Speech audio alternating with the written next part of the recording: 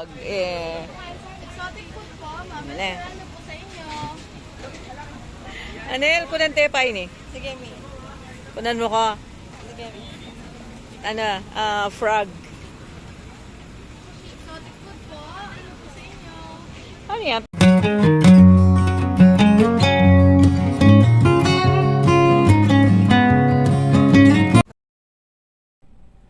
First time na mapuntahan ng aking kuya, ate, pamangkin at mga apo itong Malolos Convention. So, syempre, sinamahan ko sila para ma-experience din nila ang Malolos Convention. Kasi noon, nakita nila, napanood nila yung video. Gusto rin na, sabi nga ng ate ko, o ni kuya, gusto rin nilang makita ang Malolos Convention. Ano ba ang mga mabibili dito? Tara po at ilibot namin kayo.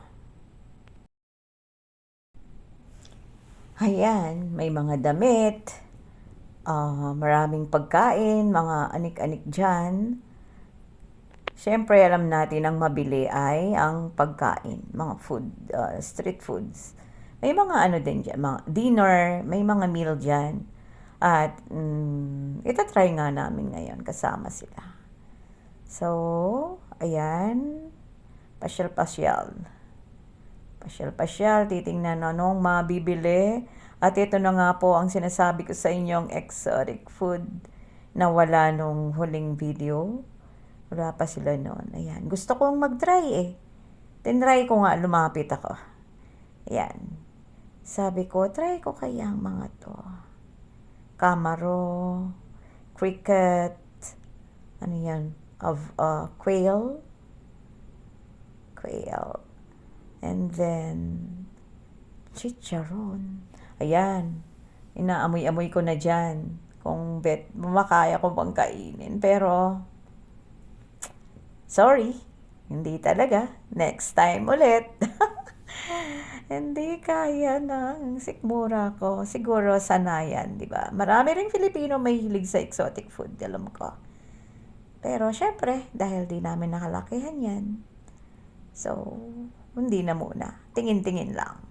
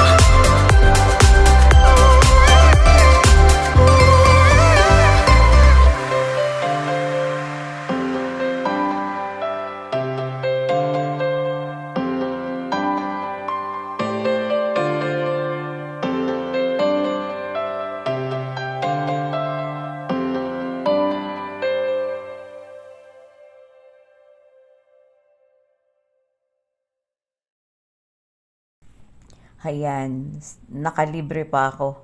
Nalibre ako ni Anel. Pinangbayad niya ako sa mga tatipuhan ko shorts. Thank you, Anel. At baligtad, dapat ako ang bumili sa'yo. So, ayan, busy pa si Mami Selma. Kaya tinitingnan niya dito. Nakakatuwa naman mamasyal dito at di mo maiwasan dumaan sa mga damit. May matipuhan kaya di bumili ka, di ba? After mong kumain, after mong maglibot ng sandali dyan. So, nakakalibang. At paminsan-minsan ay gusto ko talagang bumalik dito. Hindi ako nagsasawa, syempre. O, Jean, pili na.